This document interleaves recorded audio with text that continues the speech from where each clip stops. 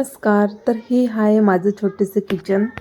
अलीकडे flat system असल्यामुळे एकदम छोटं किचन असतं, कारण जागेचा अभाव असतो म्हणून किचन छोटं असतं आणि किचन छोटं असल्यावर आपण सगळेच जण किचन ट्रॉल्या करत असतो. तर किचन छोटं असल्यामुळे किचन ट्रॉल्या पण खूप कमी बसतात आणि त्यांच्यामध्ये आपली किचनला जेवढी पण भांडी लागतात स्वयंपाकाला, तेवढी भांडी कशी बसवायची ते मी तुम्हाला या व्हिडिओमध्ये सांगणार आहे. तर व्हिडिओ शेवटपर्यंत स्किप न करता नक्की बघा. आणि काही भांडी एवढी मोठी असतात जी की आपल्या ट्रॉलीमध्ये बसत नाही, तर अशा भांड्यांना कुठं ठेवायचं आणि आपल्या ट्रॉल्यांमध्ये एक्स्ट्राची जागा कशी तयार करायची ते पण आपण या व्हिडिओमध्ये बघणार आहोत, ज्यामुळे तुमच्या किचन ट्रॉलींमध्ये भांडे व्यवस्थित बसतील आणि एक्स्ट्राची जागासुद्धा ट्रॉल्यांमध्ये तयार होईल. चला तर मग व्हिडिओला सुरुवात करून घेऊया आणि या ट्रिक तुम्हाला किचन ऑर्गनाईज करताना नक्कीच उपयोगात पडतील. तर हा माझा पहिला ड्रॉवर आहे आणि यात मी ठेवले आहे ग्लास, वाट्या आणि डिश. तर डिश ठेवताना मीडियम साईजच्या डिश आहेत, ज्या त्याच्यात एकदम व्यवस्थित बसत होत्या त्याच मी इथं ठेवलेल्या आहेत. आणि ज्या मोठ्या डिश आहेत त्यांना मी मोठ्या प्लेटचा जो ड्रॉवर आहे त्यात ॲडजस्ट केलेल्या आहेत. आणि त्यानंतर जे ग्लास आहेत ते छोटे ग्लास होते, त्यांना एकमेकांमध्ये घालून असं मागे ठेवून दिलेलं आहे आणि एक्स्ट्राची जागा पुढे तयार झालेली आहे. आणि वाट्या ठेवताना पण तेच केलं आहे. ज्या मोठ्या वाट्या होत्या त्या खाली ठेवल्या आहे आणि त्याच्यात लहान वाट्या असं करून एकाच वाटीच्या जागेत सगळ्या वाट्या मावलेल्या आहेत.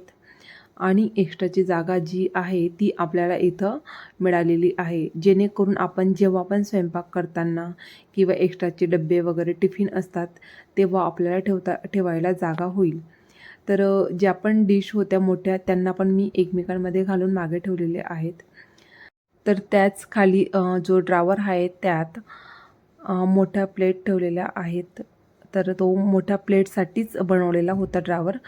तर त्यात ज्या सगळ्यात मोठ्या प्लेट आहेत त्यांना मागे ठेवलेलं आहे आणि ज्यांची जशी साईज लहान होत चालली त्यांना मी पुढे ठेवलेलं आहे. जर का त्या मोठ्या प्लेट आहेत त्या एकच ठेवल्या असत्या तर इथं जागा राहिली नसती, म्हणून असं एकमेकांमध्ये घालून त्यांना ठेवले. आणि जी बाजूला जागा उरलेली असते तर त्यात मी जी पापड भाजायची चाळणी असते ती ठेवलेली आहे. आणि हा जो पॅन दिसतोय तर हा पॅन पण यात बसत नाही, तर त्याचा हँडल आहे तो असा बाहेर येतो आणि त्याच्याने ट्रॉली व्यवस्थित लागत नाही. तर म्हणून मी त्याला पण असं बाजूलाच ठेवत असते, जेणेकरून तो पण तिथं व्यवस्थित येईल आणि ट्रॉली पण व्यवस्थित लागेल.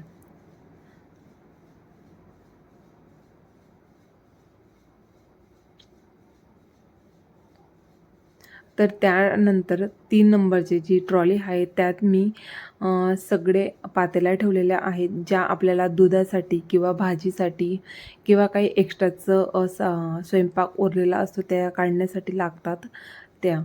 तर एकदम मागच्या साईडला मी हे जे बाऊल आहेत मोठे ते ठेवलेले आहेत आणि वरण भातसाठी जो डब्बा असतो तो डब्बा ठेवलेला आहे, जे म्हणजे आपल्याला लागत नाही दररोज. त्या गोष्टी मी मागच्या साईडला ठेवल्या आहे.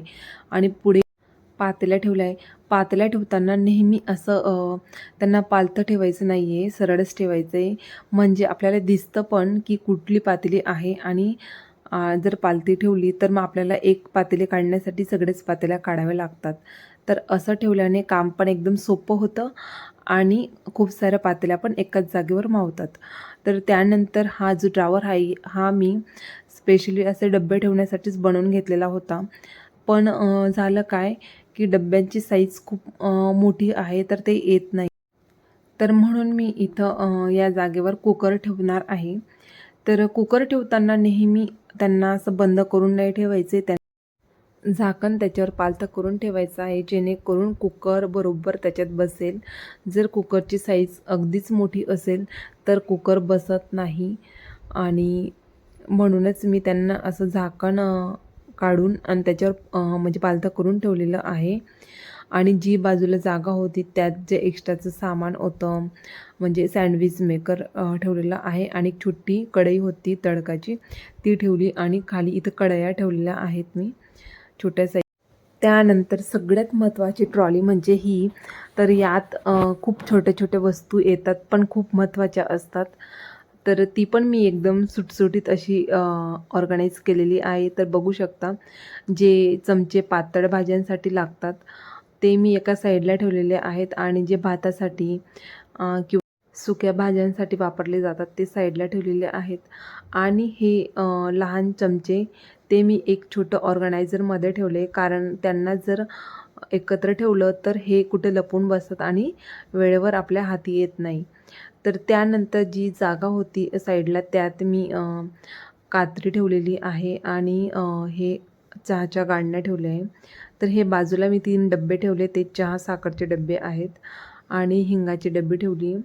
त्यानंतर हे चपाती भाजण्यासाठीचं आणि मॅशर ठेवलेलं आहे. तर इथं मागे जो छोटा खलबत्ता आहे तो लागत नाही म्हणून त्याला एकदम मागच्या साईडला ठेवलेलं आहे. तर एकदम मागे त्या डिश दिसत आहे, तर त्या खूप छोट्या साईजच्या डिश आहेत, त्या लागत नाही म्हणून त्यांना मी असं एकमेकांमध्ये घालून मागच्या साईडला ठेवलेलं आहे, जे की कधीतरी आपल्याला लागल्या तर पटकन काढता येतील. आणि त्याचेच पुढे डेली यूजचे कप ठेवलेले आहेत. तर अशा प्रकारे जर कटलरी ड्रावर आपण ऑर्गनाईज केलं तर ते दिसायला पण सुंदर दिसतं.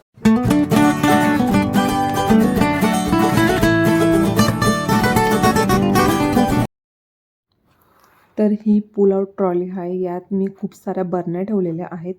तर सगळ्यात वरती ज्या बरण्या ठेवलेल्या आहेत काचेच्या छोटे छोटे स्पायसेस जार, तर यांच्यामध्ये मी सगळे खडे मसाले ठेवलेले आहेत. मिरी, लवंग, नंतर मेथी, तर किंवा चाट मसाला वगैरे, मॅगी मसाला असे. तर ते आपल्याला डेली यूजला लागतात आणि ते लगेच आपल्याला काढता पण येतात आणि कुठल्या बरणीमध्ये काय ते पण दिसतं म्हणून ते वरतीच ठेवलेलं आहे. त्यानंतर खालच्या शेल्फमध्ये मी प्लास्टिकच्या बरण्या आहेत, त्यात थोडं धान्य वगैरे एक्स्ट्राचं असतं ते ठेवलेलं आहे. आणि जी जागा होती साईडला त्यात मी लाकडी स्पॅच्युला ठेवलेले आहेत. तर त्यानंतर मिडलला जे एक्स्ट्राचे डब्बे होते प्लास्टिकचे किंवा काचेच्या बरण्या त्या ठेवलेल्या आहेत, म्हणजे त्या रिकाम्याच आहे.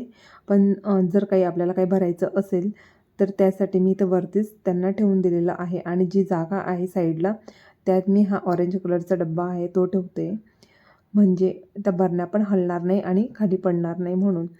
तर यांच्या खाली एक पेपर जर टाकला तर जी पण वस्तू तिथं सांडेल तर ती तेवढ्याच याच्यात सांडली जाईल.